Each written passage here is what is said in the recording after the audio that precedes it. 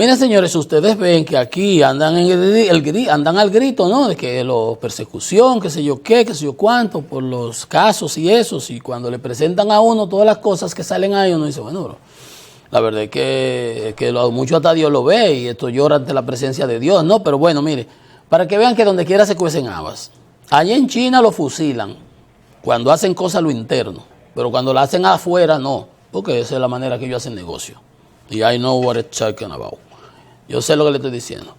Miren, la enfermera y guardaespaldas de Chávez, condenados a 15 años de cárcel cada uno. Y si ahí se empieza a buscar,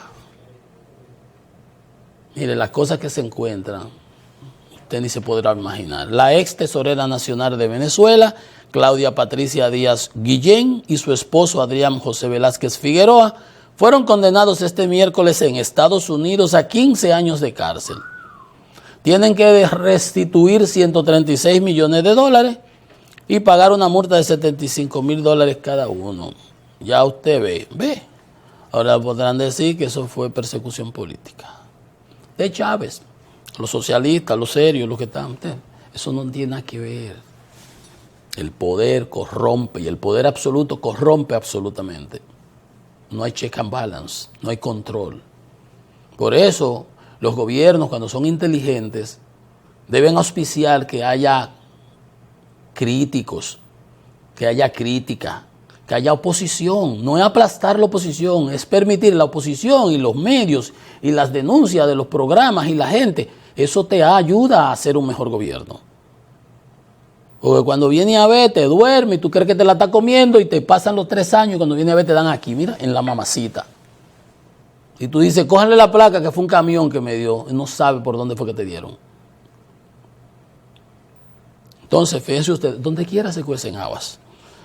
Bien, las exportaciones de zona franca, dice la gente de Adozona, crecieron 2.5 en el primer semestre del 2023 en 47 millones de dólares. Todo lo que sea para adelante está muy bien. Que sea poco, que sea mucho, siempre y cuando sea para adelante. Bueno, en un trimestre, vamos a suponer, al pasar de 1.850 millones a 1.898. Representaron las exportaciones de zona franca el 63% de las exportaciones totales del país. Con la salvedad, que siempre la hago, de que en las zonas francas hay áreas específicas, especializadas, con las partes tecnológicas, medicamentos, aditamentos químicos, electrónicos. Y eso tiene un buen valor agregado, un importante valor agregado. Y lo que debemos es hacer esfuerzos para que de la inversión que se va a mover de China al continente, a los Estados Unidos, nos toque aunque sea un kiki. Aunque sea un chinchín así. Que un chinchín así es un muchón asá.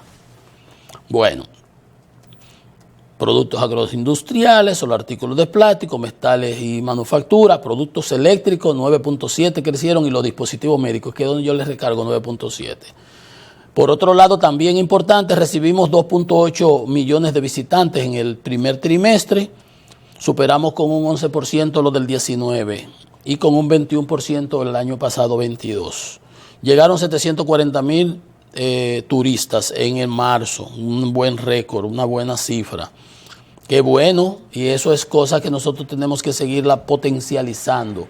Las proyecciones entonces correspondientemente para el año 2023 es que cerremos con alrededor de 7,8 millones de turistas. Tenemos una ocupación hotelera, eso es empleo, eso es divisa, eso es producción nacional que se consume ahí de un 80%. Un factor de carga muy importante, eso es interesante. Otra información importante es que el gobierno ya ahora para marzo registró 5,000 millones más en transferencias para enfrentar los problemas de los subsidios que hace que los 34,000 del año 2022. Pero por eso es que yo cuando hablo digo que tiene que enfocarse más focalizadamente, más certero ese disparo.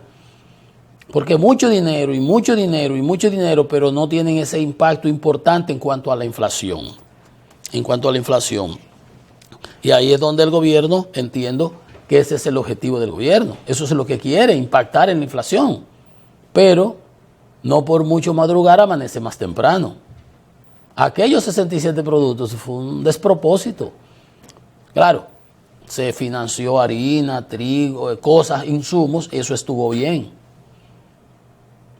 Pero los detalles que se le recomendaron al presidente en una mesa que creó el presidente y dio 10 días para que le hicieran unas propuestas, me recuerdo yo,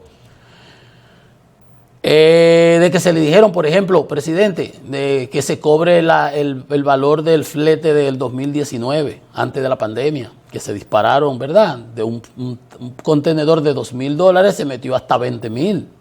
Claro, ¿quién se llenaba de cuarto? Yayo. Aduanas. Ahí es donde entonces el gobierno dice, ay, con el petróleo cuando se metió a 120, ¿quién se llenaba de cuarto? Aduana. Y las instituciones gubernamentales que manejan los impuestos. El ad valorem, el selectivo al consumo, ¿entiende?